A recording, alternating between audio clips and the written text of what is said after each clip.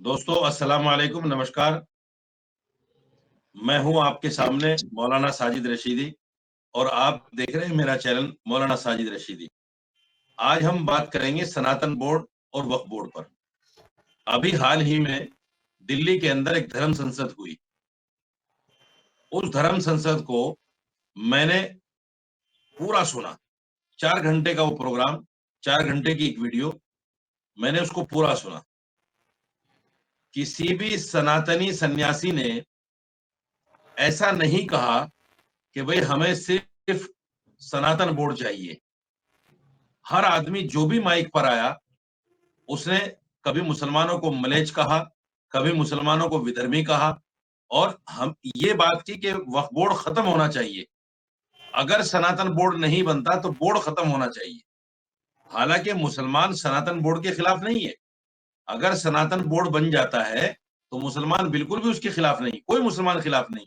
हम तो ये कहते हैं कि जितने भी जाति, जितने भी धर्म है देश के अंदर, उन सबके बोर्ड होने चाहिए। हमें क्या एतराज है उसके ऊपर। लेकिन धर्म संसद के अंदर एक बात ये देखने को मिली और मैंने कुछ बयान कुछ लोगों के कोड किए हैं, ये मेरे पास हैं। मैं बीच बीच में इनको बताऊंगा। आचार्य जी आपसे भी बताऊंगा कि इन लोगों ने क्या बात कही है।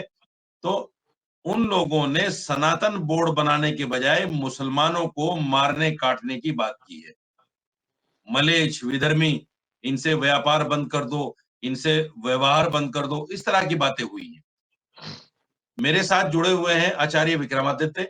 मैं आपका स्वागत करता हूं आचार्य जी। मेरे साथ जुड़े हुए हैं फाजिल भाई, जो राजनीतिक विश्लेषक हैं।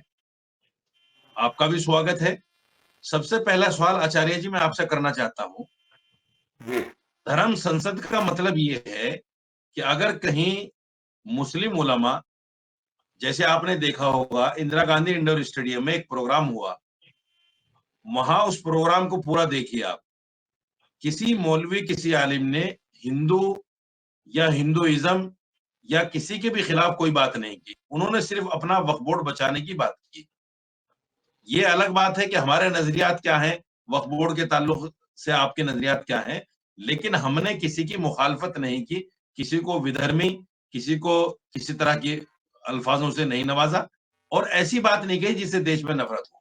ऐसी क्या वजह थी धर्म संसद बुलाकर नफरत फैलाने की कि मुसलमानों को मलेच्छ, विधर्मी और इनसे व्यापार बंद कर दो, इनसे व्यवहार बंद कर दो। ये इस तरह की बातें क्यों हुई आचार्य जी? जी, देखिए जो आपने बात बोली थी कि धर्म संसद के अंदर जिस प्रकार की बातें की गई हैं, जी। तो सबसे पहले तो इस प्रकार की आवाज जो बातें आप जो बोल रहे हैं वो किसी को भी बोलना जायज नहीं है और उसके खिलाफ अगर कोई लगता है और कोई आपत्तिजनक शब्द बोले गए हैं तो मैं कहूंगा उसके खिलाफ आप शिकायत दें और शिकायत देनी भी चाहिए। अगर इस प्रकार के अनर्गल प्रलाप कर रहे हैं और इस देश की अखंडता को तोड़ने का कोई भी प्रयास कर रहा है तो उनके खिलाफ बिल्कुल इस देश में, भारत में संविधान लागू है। संविधान के अंतर्गत इस प्रकार के कोई भी शब्दावली का उपयोग करता है तो उनके खिलाफ शिकायत होनी चाहिए। अगर आपके पास इस प्रकार की रिकॉर्डिंग है और इस प्रकार की बातें आप जो कह रहे हैं तो तुरंत एक जो जागरूक शहरी है उसको इस बात को तुरंत संज्ञान लेते हुए कार्य करने का प्रयास करना चाहिए। लेकिन मैं जिस क्षेत्र में रहता हूं, मैं खुरेजी क्षेत्र में रहता हूं, मैंने ये शब्दावली का बचपन से उपयोग सुना है। बचपन से जी। जिस प्रकार की जो जो मतभेद है वो सामने दिखाई देते हैं और वो मतभेद जो है, मैं आज से नहीं, मैं भी 50 साल का हूं, आप भी सुनते आए होंगे, इस प्रकार का मतभेद है और ये रहेगा, जिस प्रकार चलता रहता है। तो लेकिन हमें इस पे कम से कम व्यवस्था बनाने किस का तरह का प्रयास करना मतभेद आप चाहिए। देखते हैं खुरेजी में? किस तरह का मतभेद देखते हैं सर? नहीं, कई प्रकार के मतभेद है भाई साहब। जो आप मुझे जैसे? बताइए, हम मैं जो इस प्रकार का बाल्यकाल से ही देखता हुआ आया हूँ कि एक है ही भेद, हिंदू मुसलमान के अंदर भेद चल रहा है, वो लगातार चल रहा है और वो कैसे हम तो अपनी तरफ से भाईचारा करने का प्रयास करते ही हैं। हर ईद का प्रोग्राम आश्रम पे कराता ही हूँ मैं। ईद पे भी प्रोग्राम होता है, होली पे भी मिलन प्रोग्राम होता है और इस देश के अपने अपने इलाके के जितने भी अच्छे गणमान्य मुसलमान हैं, मुस्लिम व्यक्ति हैं, मेरे से बहुत अच्छा दोस्ताना रखते हैं। लेकिन कहीं न कहीं कुछ लोग हैं कि जो आग में जबरदस्ती अननेसेसरी भेद उत्पन्न करने का प्रयास करते हैं। इसी प्रकार के हर समाज में कुछ लोग होते हैं कि जिनका कार्य राजनीति करना है। ये तो बात हमको बिल्कुल आप अच्छी जैसे कही लोगों को आपने। उठना पड़ेगा और ये बात राजनीति बंद करवानी पड़ेगी, तभी जाके ठीक होगा। ये बात आपने बिल्कुल अच्छी कही कि हर समाज में, हर धर्म में इस तरह के कुछ लोग हैं जो कहीं ना कहीं नफरत फैलाने का काम करते हैं। मैं भी इस बात को एक्सेप्ट देखिए करता हूँ, ओबैसी साहब मैं भी इस बात साहब को एक्सेप्ट का करता पूरा हूँ। परिवार, ओबैसी साहब का पूरा परिवार है, वो जिस प्रकार के लगातार अलग-अलग कर रहे हैं, मुसलमानों का वोट इकट्ठा करने के लिए जो जी जी कार्य जी कर रहे जी, हैं, मैं आऊंगा उस पर भी आपके पास, मैं आऊंगा आपके पास। फाजिल भाई, मैं आपसे, जैसे मैंने सवाल किया था कि मौलाना अरशद मदनी ने जो जमात का प्रोग्राम किया, आपने वो भी सुना होगा। इस तरह के प्रोग्राम में अगर धर्म के खिलाफ, किसी जाति के खिलाफ, या देश में ऐसी कोई बात हो जिससे देश में नफरत फैले, ऐसी कोई बात जमीयत के प्रोग्राम में नहीं हुई, मुसलमानों के प्रोग्राम में नहीं हुई। तो ये धर्म संसद में इस तरह की जो बातें हुई हैं, ये क्या कानून और संविधान के मुताबिक है, या इस पर कड़ी कार्रवाई होनी चाहिए? देखिए मौलाना साहब, सबसे बड़ी बात यह है कि कार्रवाई करे कौन। जी जो सरकार में है वही इसको प्रोपेगेट कर रहा है, उसको बढ़ा रहे हैं। और इस तरह की जब सरकार के मंत्रिमंडल में बैठे लोग बात करते हैं तो बाकी लोगों से को शाय मिलती है। जी बिल्कुल। और किसी भी धार्मिक संगठन, चाहे वो मुसलमान का हो चाहे हिंदू का हो, धार्मिक संगठनों में कुछ लोग राजनीति का सहारा लेके बहुत ऊपर चले जाते हैं बिल्कुल और बिल्कुल। कुछ लोग नहीं जा पाते हैं। अब उसका कारण चाहे कुछ भी हो। अब देखिए, ये राजनीति से बहुत से बड़े बाबा लोग बहुत कुछ मिनिस्टर बन गए, पैसे कमा लिए, बड़े-बड़े मठ खोल लिए, तो उन लोगों को बहुत फायदा हो गया। मर्सिडीज गाड़ी से चल रहे, तो बाकी लोगों को नहीं मिल रहा। अब जो लोग धर्म के आधार पर काम करते हैं, अगर वो साधु हैं, उनको धन संपदा से क्या मतलब है या बिल्डिंग से क्या मतलब है? वो लोग तो बेचारे धर्म के आधार पर अपना जीवन जी रहे हैं। लेकिन उन्हीं के साथ रह करके उन्हीं के चेले लोग और उन्हीं से जो शागिर्द हैं, वो लोग राजनीति का सहारा लेके, राजनेताओं के सहारा लेकर के और बहुत ऊपर तक चले जाते हैं। टीवी डिबेट्स में आ जाते हैं, फिर टिकट भी मांगने लगते हैं, फिर राज्यसभा जाने की कोशिश करते हैं। और जब उनको कुछ नहीं लगता है कि हमारा कोई पूछ नहीं हो रहा है, आप देखिए एक भी टिकट राज्यसभा या कोई टिकट जो है किसी धार्मिक हिंदू संगठन के लोगों को नहीं दिया बीजेपी ने। और राज्यसभा में विश्व हिंदू परिषद या जितने अखाड़ा, जितने बड़े-बड़े लोगों ने बीजेपी को आगे बढ़ाने के लिए बहुत कुछ अरे कुर्बानियाँ दी अपनी, उनको कुछ भी बीजेपी ने नहीं दिया। अब वो मुसलमान का विरोध कर रहे हैं कि बीजेपी का विरोध कर रहे हैं, ये पता नहीं चल रहा है। ऐसा काम कर रहे हैं जिससे लग रहा है कि वो मुसलमान का विरोध कर रहे हैं, पर असलियत में वो बीजेपी का विरोध कर रहे हैं। वो मुसलमान को इस तरह से बोल रहे हैं कि बीजेपी ना तो उगले बने उनको, ना उनको निगले बने। ना तो उनके खिलाफ कोई कार्रवाई कर सकते हैं और ना उनको रोक सकते हैं कि आप ऐसा मत करो।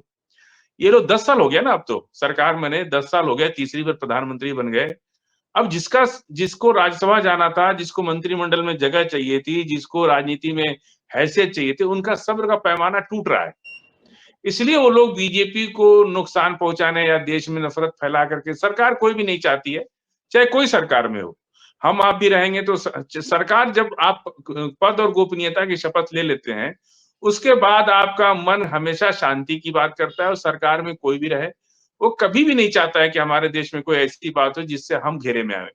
कहीं न कहीं लोकतंत्र है ना, ये राजशाही में भी लोग नहीं चाहते। तमाम अरब कंट्रियों में राजशाही है, लेकिन एक भी मुजाहरा आप नहीं कर सकते, एक शिकायत नहीं दर्ज करा सकते। तो ये सब कुछ होता है अपनी सियासत को या तो चलाने के लिए, और चल गई है तो रोकने के लिए। जिस तरह से अब देखिए, ये लोग बार-बार कहते हैं कि कन्हैया का नाम लेते हैं। हम वहीं से उदाहरण दे रहे हैं आपको। जी कन्हैया टेलर की हत्या हुई। किसने की हत्या? ये तो आज तक खुला ही नहीं। वहाँ की पुलिस ने 2 घंटे में एक मुसलमान को पकड़ लिया और अदालत ने उसको जमानत भी दे दी। अगर लोकल पुलिस उसका इन्वेस्टिगेशन करती, तो शायद वो सही तह तक पहुँच सकती थी कि हत्यारा कौन है। और भारतीय जनता पार्टी और प्रधानमंत्री मोदी जी जा करके राजस्थान के चुनाव में जितना कन्हैया का नाम लिए, इसका मतलब कि कन्हैया की हत्या करने से फायदा तो बीजेपी को था। नहीं, एक कन्हैया बात तो है की फाजिल भाई, एक बात तो आपको माननी पड़ेगी, मैं आपकी बात रोक रहा हूँ, आप कीजिए। मुसलमानों में भी कुछ लोग हैं ऐसे, या तो वो इस्तेमाल हो जाते हैं, या उनके दिमाग में इस तरह की चीजें चलती रहती हैं कि भाई कोई ना कोई नफरती काम करें, किसी तरह से दंगा हो, या गाय के काम में लिप्त हो जाए। इस तरह की चीजें मुसलमानों में भी है, ये तो मानना पड़ेगा आपको। नहीं, आप ठीक बात बोल रहे हैं। तो सरकार का काम क्या है? सरकार इन्हीं सब चीज़ों के लिए चुनी जाती है ना। चाहे बिल्कुल। हिंदू करे, मुसलमान करे, आखिर जब हम मस्जिद पे उत्तरकाशी में हमला हुआ, हिंदू संगठनों की तरफ से हमला हुआ, तो पुलिस ने लाठीचार्ज किया कि नहीं चार्ज किया, छोड़ दिया उसको। बिल्कुल बिल्कुल तो सरकार का, अगर आप उत्तरकाशी में जो काम कर रहे हैं या मध्य प्रदेश में कर रहे हैं या यूपी में कर रहे हैं या बिहार में, बंगाल में, कहीं भी हो रहा है, तो हमारी जो आवाज उठती है वो सरकार के कामों पर उठती है। कन्हैया का सबसे ज्यादा नाम किसने लिया? बीजेपी ने लिया, प्रधानमंत्री ने लिया। तो फिर हम कैसे इनकार कर सकते हैं कि हत्या में ये लोग ना शामिल हो? बिल्कुल इस एंगल पर उसकी जांच होनी चाहिए। और एनआईए को क्यों दे दिया जांच? नहीं, बिल्कुल जांच होनी चाहिए। एनआईए की नहीं, सुनिए, एनआईए को जांच क्यों दे दिया आप? जी। आप क्या पर्दा डालना चाह रहे हैं? बिल्कुल। लोकल पुलिस जितनी अच्छी विवेचना करती है ना, कोई दुनिया की एजेंसी नहीं कर सकती, हिंदू क्योंकि हो या लोकल पुलिस मुसलमान हर चीज हो, को जानती है। आपका कहना यह है कि हिंदू ये हो या मुसलमान हो, उस पर कार्रवाई होनी चाहिए। स्वामी जी, कोई भी आचार्य जी, मैं संविधान विरोधी कार्य कोई भी करे, जी उसको आप बिना जात धर्म देखे हुए कार्रवाई कीजिए। फाजिल भाई आऊंगा आपके पास। आचार्य जी, मैं 2 बयान कोड करता हूं आपके सामने, आप बताइएगा ये संविधान सम्मत है कि नहीं। एक साध्वी सरस्वती हैं, आप जानते होंगे शायद उनको, उन्होंने कहा कि मुसलमान गीदड़ है, और ये कहा कि ऐसा नारा लगाओ जय श्री राम का कि अगर अफजल की औलाद मां की कोख में भी है तो वो वहीं दम तोड़ जाए। और ये कहा कि या तो सनातन बोर्ड बनेगा, नहीं तो वक्फ बोर्ड का नामो निशान नहीं रहेगा। ये कौन सा सनातन बोर्ड है? ये कौन सा धर्म संसद है? ये कौन सी धर्म वाणी है? ये कौन से सनातनी लोग हैं? ये कौन से सन्यासी लोग हैं? मैं आपसे समझना चाहता हूं। देखिए रशीद जी, जिस प्रकार का जो आप बयान बोल रहे हैं, उनका विरोध होना चाहिए पूरा। मैं कह रहा हूं उनके खिलाफ रिपोर्ट दर्ज कराइए ना, रिपोर्ट दर्ज कराइए उनके खिलाफ, बिल्कुल। लेकिन अभी फजील भाई बोल रहे थे कि कन्हैया की जो हत्या राजस्थान में हुई, अरे टीवी के सामने, कैमरे के सामने की गई भाई साहब, पूरे तथ्य सामने, एक तथ्य सामने है, जो लोग वहां पर किए, जो छुपाए, वो सब तथ्य सामने। उसके बाद भी अगर आप इस प्रकार की अलग प्रलाप करते हैं तो फजील साहब मुझे दिखाई देता है कि आप किस मानसिकता से, क्या मानसिकता आपकी है, वो साफ साफ दिखाई दे रही है। आज वक्फ बोर्ड की कोई विरोध नहीं कर रहा, वक्फ बोर्ड का विरोध क्यों किया जा रहा है आप समझें इसके लिए। आप 1500 साल पुराना मंदिर है, उस जमीन को जाके वक्फ बोर्ड अगर कह देता है कि भाई ये जमीन हमारी है, तो मतलब क्यों जो तथ्य सामने आए, जो जनरल 100 का केस था जो सुप्रीम कोर्ट के अंदर गया, उस पूरे 400 एकड़ की लैंड के अंदर जाकर वहां उन्होंने कह दिया कि 400 पूरे प्रोजेक्ट को रोकने का प्रयास कर दिया जाए। तो हमको ये समझना पड़ेगा कौन लोग हैं जो इस प्रकार के कार्य कर रहे हैं। देखिए, गेहूं के अंदर कहीं ना कहीं छोटा छोटा घुन लगता है, उस घुन को यदि आप बिल्कुल ही साफ करना चाहते हैं, स्वैप करना चाहते हैं, कन्हैया, एक आदमी मर गया, कन्हैया की हत्या कर दी गई, आप सोचें, और उसके बाद आप यहां बैठ के कह रहे हैं कि हत्या की नहीं, किसने, बीजेपी ने करवा दी। अरे पकड़, जो सामने टीवी पे दिखाई दे रहा है, अल्लाह स्वामी जी, वो सामने। आचार्य जी एक मिनट, आचार्य जी एक मिनट, मैं आपकी बात रोक रहा हूं। देखिए, कन्हैया की हत्या की किसी मुसलमान ने उस हत्या का समर्थन नहीं किया, सबने उसकी मुखालफत की। लेकिन जब किसी मुसलमान की मॉब लिंचिंग होती है तो आप जैसे आचार्य या हिंदू सनातनी जो साधु संत लोग हैं, वो आकर ये नहीं कहते कि भाई ये बुरा हुआ। क्यों नहीं कहते साहब? ये दुख की बात। बिल्कुल, मैं कह रहा हूँ बुरा, बिल्कुल किसी की हत्या करने का किसी को अधिकार ही नहीं है। आज हम 21वीं सदी के अंदर हैं, 21वीं सदी के अंदर कम से कम ये बात तो हमें समझनी चाहिए कि अब वो जमाना नहीं है कि जो कोई भी तलवार लेके खड़ा हो जाएगा। कैसे किसी को जीवन देने का, जीवन किसी का लेने का किसी को अधिकार कैसे मिल सकता है? कानून व्यवस्था पूरे विश्व में हर जगह व्याप्त है, कानून के अंदर प्रक्रिया होनी चाहिए। अगर किसी का विरोध है तो कानून के अंदर मत काबू, लेकिन कम से कम समाज में ऐसा मत तो ना इकट्ठा करें। मैं यहाँ पर बैठा हुआ आपके समक्ष हर बात कर रहा हूँ, लेकिन फजील साहब की मुझे एक बात बहुत ही विचित्र लगी कि यहाँ बैठकर उन्होंने टीवी कैमरे के आगे, जिसके जो मतलब कैमरे के अंदर उन्होंने रिकॉर्ड करके हत्या करी, और उसके बाद यहाँ पर ये फालतू बातें कर रहे हैं। राजनीति ये होती है। नहीं, इनका मकसद देखिए, नहीं गलत, नहीं हम जवाब दे रहे हैं उसका, जवाब मौलाना साहब उसका जवाब हम दे रहे हैं। सपोर्ट नहीं करिए फाजिल भाई, मेरे साथ, फजील आपको मेरा विरोध इसी पे है कि आप यहाँ नहीं हम जवाब दे रहे हैं उसका। जवाब क्या मामला ये कानूनी मामला है। मैं एक बात हम इसका जवाब दे रहे हैं, 1 मिनट जरा हमको दे दीजिए। बताइए। ये कानूनी मामला है, देखिए ये कानूनी मामला है, और कन्हैया की हत्या वीडियो के सामने नहीं, सीसीटीवी का फुटेज है। जी आप यहाँ पे आप गलत मानसिकता डाल रहे हैं लोगों के बीच में। अगर आप रुकिए हम बता रहे हैं, जवाब सुन लें उनका, एक बार उनका जवाब हमारा, हम 1 मिनट रुकिए, हम बता रहे हैं आपको। जानते हैं अच्छे से, और उसके कन्हैया का प्रयास कर रहे हो तो सुनिए सर, सुन तो लीजिए आचार्य। नहीं, प्लांटेड स्टोरी जो चला कर चुनाव को लेकर के देश में नफरत जो फैलाई जाती है। अब देखिए, कन्हैया सुन लीजिए, आचार्य अब जी, एक मिनट सुन लीजिए। एक मिनट सुन लीजिए। कन्हैया का मामला कानूनी है, उसको आप कानूनी नजरिए से देख सकते ओवैसी साहब क्या हैं। कहेंगे? देखिए, ओवैसी हर जगह जहर एक घोलते हैं। मिनट में आऊंगा, ओवैसी पे अरे आऊंगा। आप सुन तो लीजिए, ओवैसी आप के एक बारे मिनट में मैं सुनिए फाजिल पहले। भाई से पूछूंगा। एक मिनट रुकिए, एक मिनट एक नहीं, मिनट रुकिए। आप सुनिए ना, ओवैसी साहब, यही आप सुनिए। आपको मान सकता। कन्हैया सर की जो हत्या सर हुई, बात किसी की आचार्य, नहीं जा पाएगी, किसी की अरे नहीं जा विक्रमा पाएगी। जी सुनिए तो, आप एकदम बेचैन हो जाते हैं। सामने हुई, टीवी के सामने हुई भाई। अरे सर नहीं, टीवी के बिल्कुल सामने मानते हैं नहीं, भाई। सुनिए तो पहले, कैमरे के सामने कानूनी कैसे चीज है ना, बात नहीं अदालत में चल रहा है मामला। आचार्य जी मामला सुन तो लीजिए। अदालत में जेरे आचार्य जी अदालत सुन है तो वो। लीजिए। आचार्य जी सुन तो लीजिए, एक मिनट सुन लीजिए। उसकी सजा दे दी गई, फाजिल भाई का साइड कर जवाब सुन दिया, लीजिए, मैं आपके कहीं पास आऊंगा, फिर आऊंगा आपके पास। जवाब सुन लीजिए, एक बार जवाब सुन लीजिए। सुनिए जवाब सुनिए, देंगे इसके ऊपर, मुझे बताइए ना। अरे सुनिए ना, वो तब बोल रहा है कि नुक्कड़ कन्हैया सभा के को, कारण से मैंने, वो एक दौर ऐसा था, जी। सुन लीजिए, वो एक दौर ऐसा था जब हजारों हजार लोग एक दूसरे को धमकियां दे रहे थे, एक टाइम ऐसा था वो। तो आप तो कन्हैया आज की हत्या में यहाँ पे कोई तो वीडियो, जवाब करो ना सुन कि लीजिए, भैया की कन्हैया लाल जी की अरे हत्या जो भैया हुई थी, सुनिए तो वो लीजिए, सर सुन ठीक तो हुई लीजिए। थी। देखिए जबकि कन्हैया, ना सामने आपकी कर रहा बात है जाएगी, वाकया ना भाई। फाजिल भाई की बात जाएगी, प्लीज। सुनिए, कन्हैया के हत्यारों को जमानत दिया है कोर्ट ने, और कोर्ट ने जो ऑर्डर लिखा है हम उसकी बात कर रहे हैं। कोर्ट ने ये जमानत देते हुए कहा है कि कहीं कोई प्रूफ ऐसा नहीं है जो इससे साबित हो सके कि अभियुक्त जो है कन्हैया का हत्या में शामिल है, आप गलत और यही ऑर्डर करके उसने जमानत दे दिया। गलत बोल रहे हैं, नंबर एक बात। गलत बात बोल दूसरी रहे बात, वीडियो अच्छा, जो आप जो बोल लीजिए, वीडियो, आप बोल यही लीजिएगा, हमारा कहने का नहीं, मतलब है गलत बोल रहे हैं आप, कि गलत- कौन हत्या रहा है, जो ये बताइए। तरह से आप मिसलीड कर रहे हैं, गलत कर रहे हैं। मैं कह रहा हूँ आप कोर्ट की भी अवहेलना तो कहिए तो हम आचार्य ऑर्डर जी, निकाल के भेजते हैं आचार्य जी, आपको। किसी का भी कोर्ट का ऑर्डर, उसकी मेरे जमानत भाई, हो गई कि नहीं मेरे हो भाई गई? देखिए, एनआईए डिबेट जो है ना एनआईए की बेकार चली बहस जाएगी। टूट गई वहां पे। आधे घंटे का टाइम है, बेकार एनआईए चला जो जाएगा है टाइम। नहीं साबित कर पाई। फजील साहब गलत बात बोल रहे हैं आप। कोई नहीं, आप आप बोलिए, कहिएगा तो कितना कोर्ट का बड़ा ऑर्डर है। भेज देंगे आपको। कोई भी विचाराधीन कोर्ट को मानते हैं ना, कोर्ट का ऑर्डर भेज देंगे। विचाराधीन मामला है, अच्छा उसके फाजिल भाई एक मिनट, फाजिल भाई एक मिनट। जमानत हुई कि नहीं अच्छा हुई? फाजिल भाई, जमानत हो गई ना? फाजिल भाई एक मिनट, फाजिल भाई एक मिनट। आचार्य जी सुनिए, आचार्य जी सुनिए। मैं आपको एक बयान कोट करता हूं। प्रदीप मिश्रा, पंडित प्रदीप मिश्रा है, उन्होंने सनातन धर्म के स्टेज से ये कहा कि मैं तमाम सनातनियों से ये पूछना चाहता हूं, किस किस के घर में तलवार, डंडे और फरसा है। अगर नहीं है तो जितने घर में आदमी है उन तमाम के घरों में तलवार, फरसा और डंडा होना चाहिए, औजार होना चाहिए। ये क्या है? देखिए सुनिए, अगर किसी लड़ने के लिए कह रहे हैं, सनातन के अंदर हर घर में पूजा, शस्त्र की पूजा करने का एक व्यवस्था है।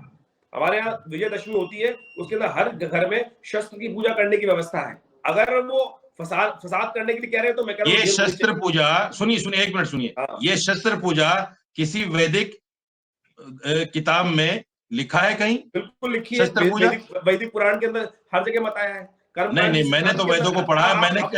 मैंने वेद में कहीं नहीं पढ़ा कि आप शस्त्रों की पूजा कीजिए। किसी उपनिषद में नहीं लिखा।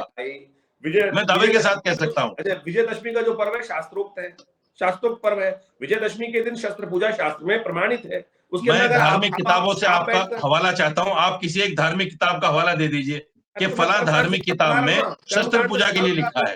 कर्मकांड के सिद्धांत के अनुसार से विजयदशमी के दिन शस्त्र पूजा की आज्ञा हर पूजा के अंदर की जाती है, हर पूजा के अंदर। सर देखिए, आप लोगों ने, जैसे हमारे यहाँ कुछ मुल्लाओं ने, कुछ मौलवियों ने इस तरह की चीजें इजाद कर दी, आपके यहाँ भी कुछ इस तरह की चीजें इजाद कर दी जिनका धर्म से कोई लेना देना नहीं है। शस्त्र पूजा राम जी से भी साबित नहीं है, कृष्ण जी से भी साबित नहीं है। अरे भाई, आप मुझे बता दीजिए किसी वैदिक किताब में। बोल रहा है, घर में रखना चाहता है, सिर काटने की बात कर रहा है, जेल में डलवाओ उसको तुरंत, उसके खिलाफ कंप्लेंट कराओ। ये बात आपकी सही है, इसको मानते हैं, लेकिन आप कहें कि साहब शस्त्र पूजा हमारे यहाँ धर्म में है, धार्मिक नहीं है ये।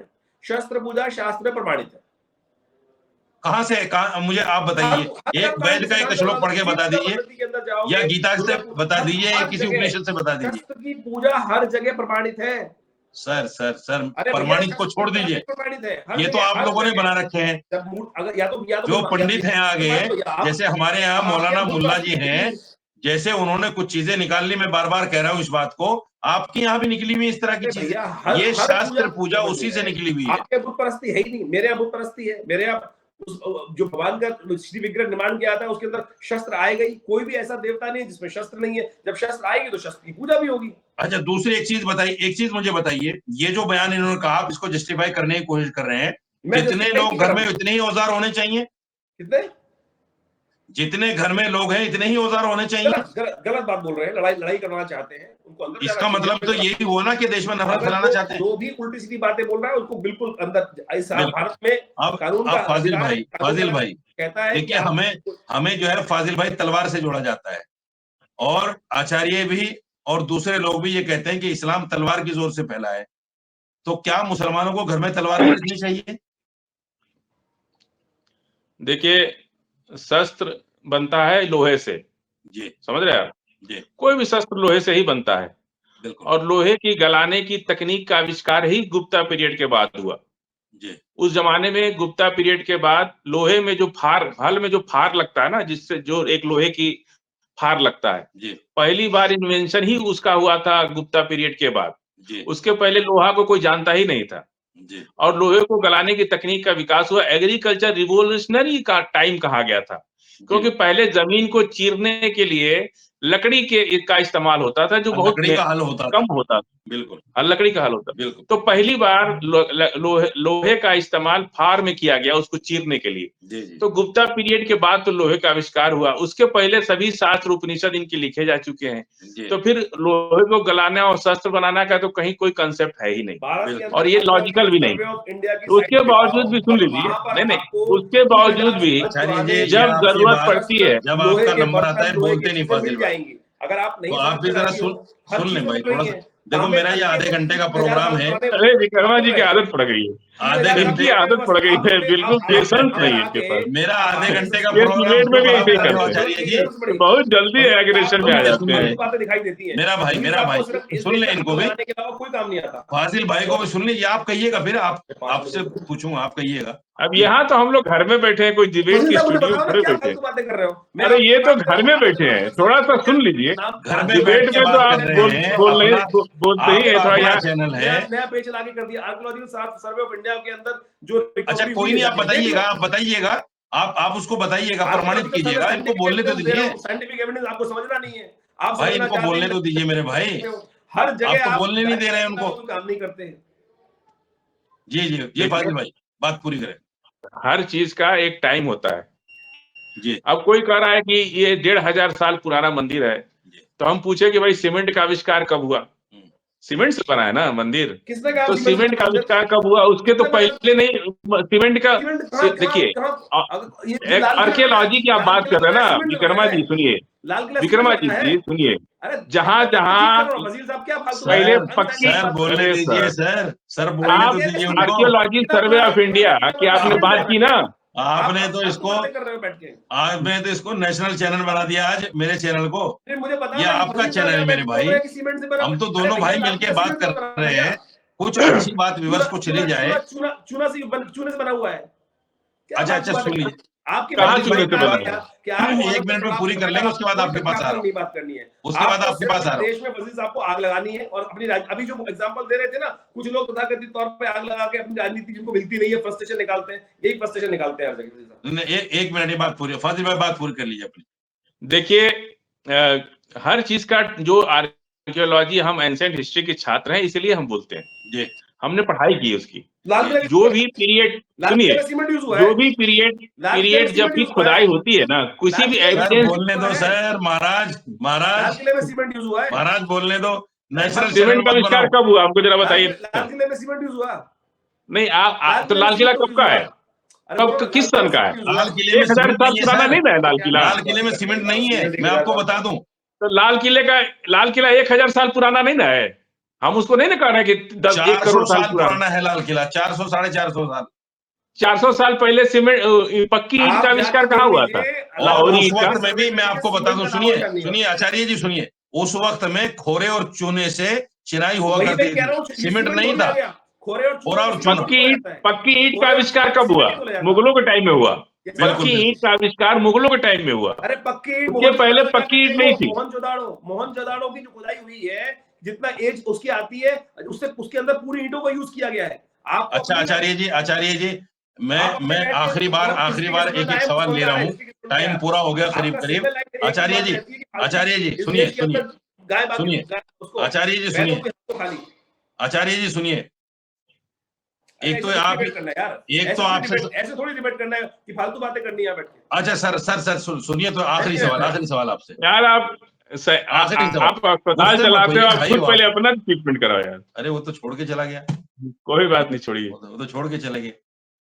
अच्छा चलिए फाजिल भाई, मैं आपसे पूछता हूँ, एक इसमें गंगा स्वामी करके थे, गंगा स्वामी, इन्होंने एक बयान दिया और बड़ा खतरनाक बयान है वो भी, मैंने सारे बयान कोड कर रखे हैं, मैंने पूरा सुना कल बैठ के। इन्होंने कहा कि अगर सारी मस्जिदें तोड़ी जाएं, हिंदुस्तान की सारी मस्जिदें, इन्होंने एक आध मस्जिद का नाम नहीं लिया, सारी मस्जिदें अगर तोड़ी जाएं तो सबके नीचे से भगवान की मूर्तियां निकलेंगी। ये क्या फलसफा है इन लोगों का? क्यों ये इस तरह की बातें करते हैं? ये क्या सोच है इनकी, वो थोड़ा सा समझाइए आप।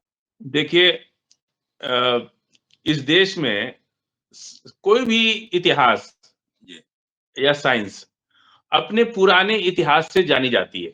जी जी सिंधु घाटी की सभ्यता बहुत इंपॉर्टेंट खुदाई है, पूरी दुनिया के इतिहासकार मानते हैं इसको। बिल्कुल सिंधु घाटी में 1000 साल का इतिहास दबा मिला, 1000 साल का, जी यानी कम से कम नहीं तो 10 राजाओं का इतिहास। जी और वो एक भी देवी देवता का मूर्ति उसमें नहीं मिला, एक भी, और मंदिर का एक अवशेष नहीं मिला, ना भगवान राम का मिला, न शिव का मिला, किसी भी नहीं मिला। किसका? सिर्फ बुद्धिस्ट का, सारे ये तो बुद्धिस्ट सुप्रीम राजाओं कोर्ट का। ने भी कहा, ये तो सुप्रीम कोर्ट ने भी कहा बाबरी मस्जिद के लिए। ये जी और राम मंदिर की जब खुदाई हुई, जब राम मंदिर की खुदाई हुई, मेरा बड़ा एनालिसिस है उस पर, अयोध्या पर। जी मेरे खालू जो थे एंशिएंट हिस्ट्री के प्रोफेसर थे, जी तो पढ़ाई के साथ साथ वो एक रिसर्च स्कॉलर थे, तो मेरी उनकी काफी डिस्कस होती थी। वो तो क्या नाम उनका, मौलाना जो जफर याब जिलानी साहब, वो जी मुझे थोड़ा सा मतलब धोखा दे दिए। धोखा क्या दे दिए, मेरी बात को माने नहीं। और उस जी वक्त मैं थोड़ा बच्चे था, पढ़ा अभी ज्यादा ग्रेजुएशन वगैरह का छात्र था। जी उस जी दौरान मैंने उनसे कई बार चर्चा किया कि बाबरी मस्जिद को बुद्धिस्ट एंगल से भी देखना चाहिए। हम्म, और जो कुबेर टीला था वहां, जिसको राम चबूतरा कहते थे, वो टोटली बुद्धिस्ट था। उसकी जब 1947 में भी उसकी खुदाई हो चुकी है, उस जगह की।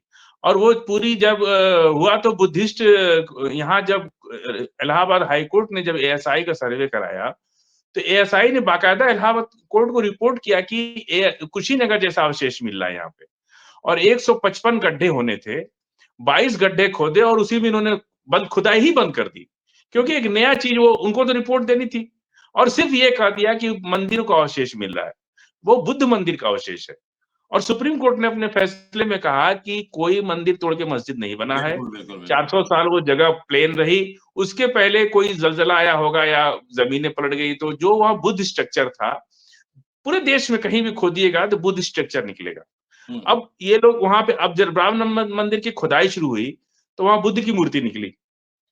तो हमने कई बार डिबेट में कहा कि भाई वो बुद्ध को दे दिया गया, वहां तो बुद्ध का अवशेष निकल रहा लेकिन है। एक बहुत बड़ा अब सवाल ये है फाजिल भाई, बहुत बड़ा सवाल ये है, जब बुद्ध के अवशेष मिले बुद्ध मंदिरों के, तो बुद्धिस्ट खड़े होकर क्यों कोर्ट में नहीं जाते कि साहब ये तो हमारा जमीन हमारी है, ये फिर हिंदू नहीं गए हिंदू थे मंदिर लोग, को कैसे दे दी गई? नहीं गए थे लोग, ऑलरेडी उनकी भी पिटीशन थी। हाँ लेकिन क्योंकि मीडिया इनकी, सरकार इनकी, उसको हाँ 2 पिटीशन पड़ी हुई थी, एक कुशवाहा जी की और 3 पिटीशन पड़ी। फैसला आने के बाद हम्म, उनके ऊपर 1 लाख रुपए का जुर्माना लगा दिया कोर्ट ने, क्योंकि पांचों जज तो वही थे। हम्म, आपने देखा, तो ये लोग जी तो किसी भी तरह से हमारी पिटीशन को, उसको भी नहीं एक्सेप्ट किया, रिव्यू हम्म, पिटीशन को भी एक्सेप्ट नहीं किया। और बुद्धिस्ट बिल्कुल कम से कम 16, मुझे लगता है कि शायद 5-7 पिटीशन को एक्सेप्ट करके बाद में जब को सबको खारिज कर दिया, और बुद्धिस्ट पिटीशन को भी खारिज कर दिया, और 1 लाख का जुर्माना लगा दिया एक बुद्धिस्ट बनते पर। उसके बाद ये लोग, कोरोना आ गया, कोरोना के चलते ये लोग काम जल्दी जल्दी करा लिए।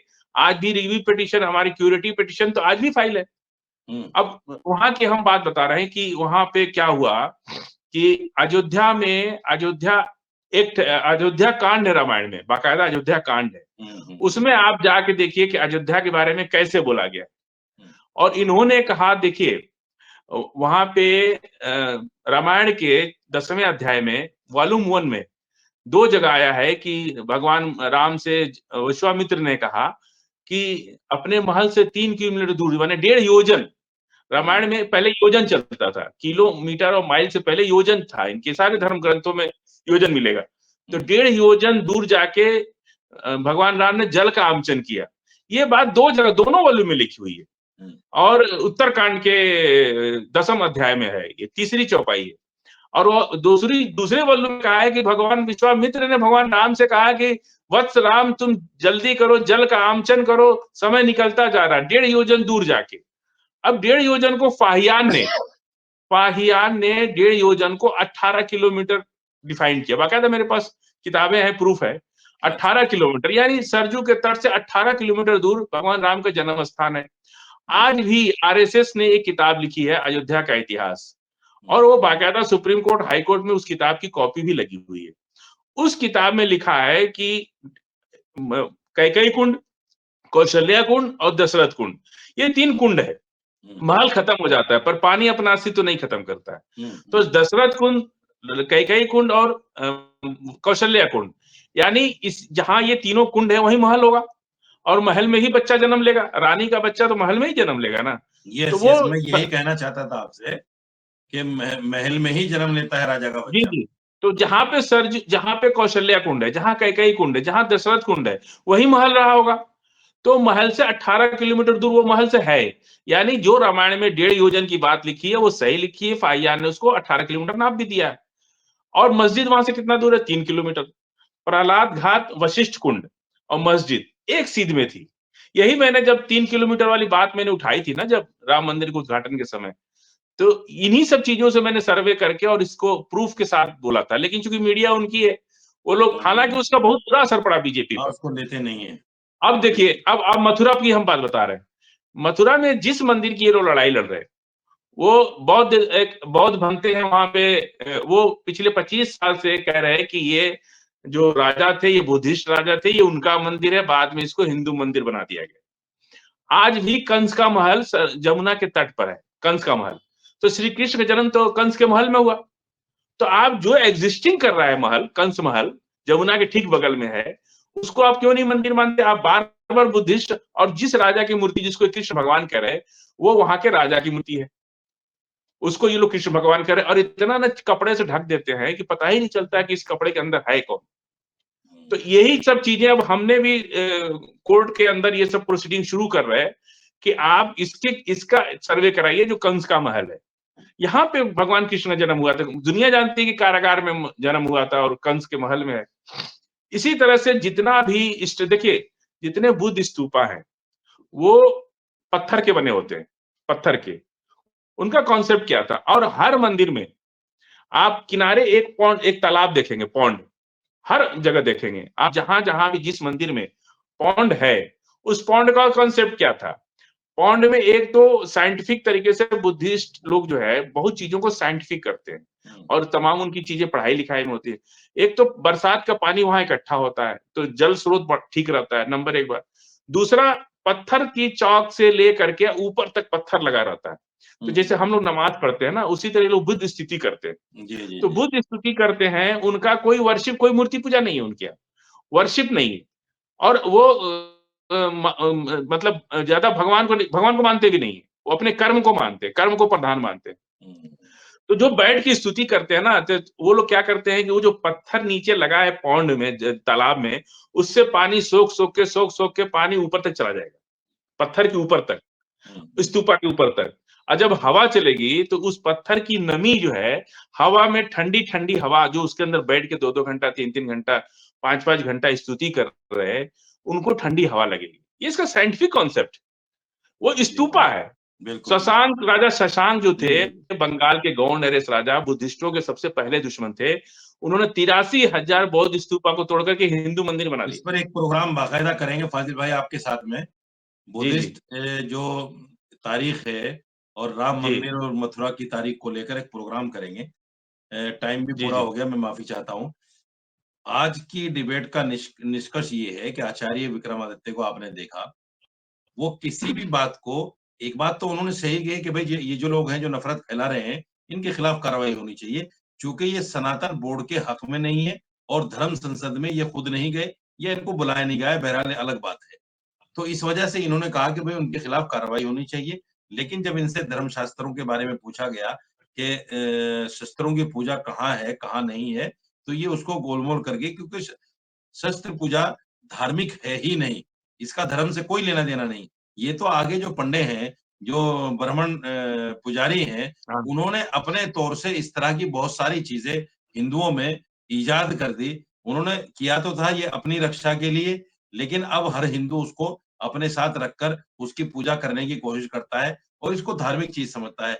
जैसे हमारे भी बहुत सारे लोग हैं, दीन समझकर कुछ ऐसी चीजों को करते हैं जिसका दीन से कोई लेना देना नहीं। बहरहाल फाजिल भाई, आपका बहुत बहुत शुक्रिया, आप तशरीफ लाए और आपने बहुत अच्छी अच्छी बातें बताई है हमारे चैनल पर। मैं तमाम व्यूवर्स को ये कहना चाहता हूँ कि हमारा ये नया चैनल है, आप इसको देखिए, इसमें अच्छी अच्छी बातें आपको मिलेंगी। अच्छे लोगों को हम बिठाते हैं, वही लोग जो जानकार लोग होते हैं। आप इनको देखिए, वीडियो को लाइक कीजिए, शेयर कीजिए और चैनल को भी सब्सक्राइब कीजिए। बहुत बहुत शुक्रिया फाजिल भाई आपका तशरीफ लाने के लिए, और आचार्य विक्रमादित्य ने भी टाइम दिया, उनका भी हम शुक्रिया अदा करते हैं। आइंदा फिर मिलेंगे किसी एक डिबेट के साथ। बहुत शुक्रिया।